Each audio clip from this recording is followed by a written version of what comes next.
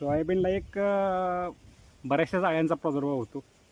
पानं खाणारी अळी आहे, खोडात जाऊन खोड खाणारी अळी आहे बघा. नंतर केसाळ अळी आहे. आता इथं बघूया पानं गुंडाळणाऱ्या अळीचं बघूया, काय कसं पान गुंडाळलं आहे बघा काही. अहो आता बघूया अळी आहे का यात. अहो काही तिची विष्ठा दिसत्या, पण आळी पण आहे बघा. तुम्हाला दाखवतात आळी कशी आहे ती. अहो का ही आळी आहे.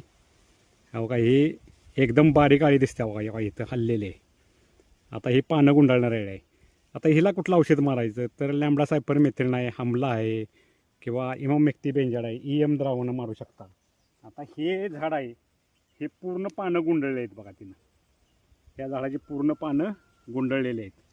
आता ही काय झाले, खाऊन कोशावस्थेत जाणार आहे बघा. आता ही ते तर क्लिअर आळी दिसते तुम्हाला बघा. ही आता कोशावर पान गुंडळे म्हणजे आता हे कोशावस्थेत जाणार आहे. ही तिची विष्ट आहे बरं का, ही विष्ट आहे.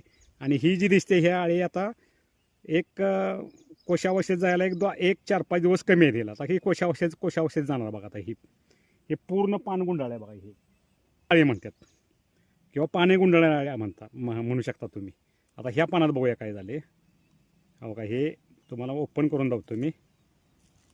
हो का ही पक्व म्हणजे पूर्ण वाढ झालेली आळी दिसते बघा इथं. हो का हे पानं गुंडाळते. हो का 2 आळे आहेत इथं, 3 आळे आहेत बघा इथं, 4 आळे आहेत बघा इथं. हो का या आळ्या प्रत्येक आळ्या ह्या कोशावस्थेत जाणार आहेत.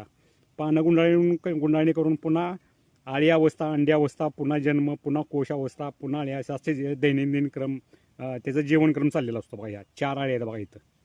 हो का याला लॅम्बडा सायपरमेथ्रिन चालतंय, इमामेक्टी बेंजाड चालतंय, किंवा तुमचं EMB चालतंय. इमामेक्टी बेंजाड पण चालते. त्याच्याबरोबर एक शिबीड एक्स्ट्रा घ्या.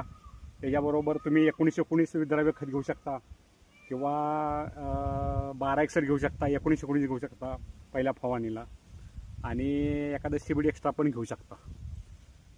हे फवारणी करणं गरजेचं आहे का तर गरजेचं आहे हे सोयाबीनवर. एक तुम्हाला आता खोडातली आळी तुम्हाला मी खोडाळी काय होतं, झाड असं मोठं होतं आणि ते वाळतं. आता खोडाळीचं झाड जर दिसलं किंवा येलो मोजॅकचं एक दिसलं तर नंतर एक तुम्हाला व्हिडिओ मी पाठवीन.